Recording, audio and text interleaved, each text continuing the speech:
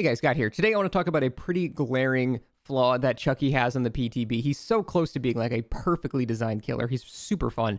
But there is one strategy that I have found out is not even too strong. It's just the epitome of zero skill gameplay rewarding hits.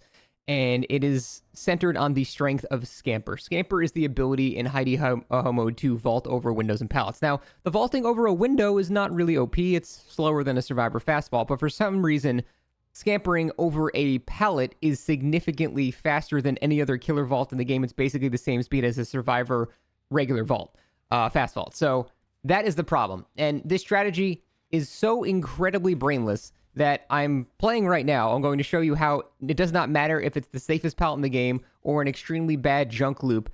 It guarantees a hit every single time. And it's not even like it's a super fast hit. The problem is the guarantee of the hit. So as soon as we get close enough, now I picked bots specifically to display this because they know the exact perfect distance to not actually get hit. But as soon as they get to the pallet, activate Hidey-Ho, then you vault, and you're going to get a hit every single time, no matter what.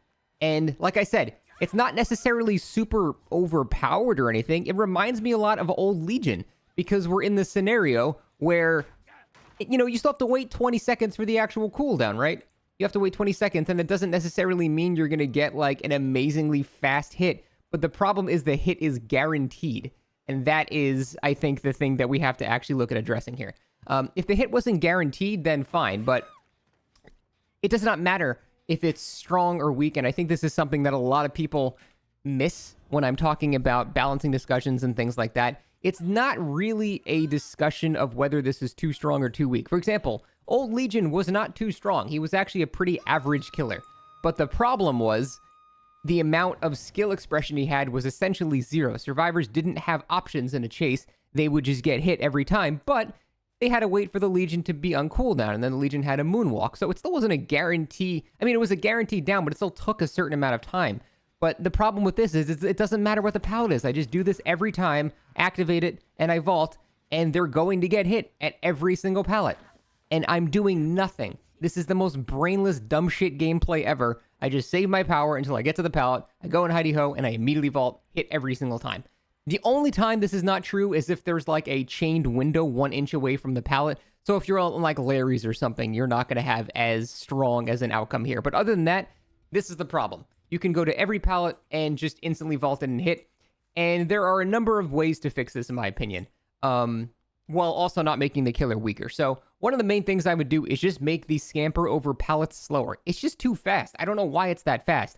All they have to do is make it like the speed of Wesker's vault over a pallet. Wesker basically gets hits at very long safe loops, but at short junk loops like this, vaulting this pallet as Wesker wouldn't do anything, because by the time you vault and then run around the pallet here again, the survivor's at the pallet again, and then they just vault it again. But with Chucky, you do it so fast that you get around this even tiny loop before they get there.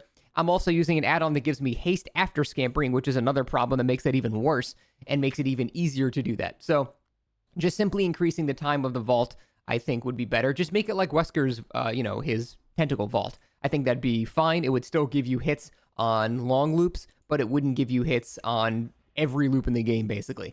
Now you might say, well, this killer's 110, Wesker's 115. It doesn't matter. In such a short burst like that, it's not going to make a difference. And additionally, Chucky has a smaller hitbox, so even if you wouldn't make that distance normally, he can hug corners significantly better than every other killer. So as long as it's a round loop like that, he's still going to be basically about the same distance. So that doesn't really track either. Now, to make it fair, I would love to see Hidey-Ho's cooldown reduced, because this is the most fun part about the killer, Survivor and Killer.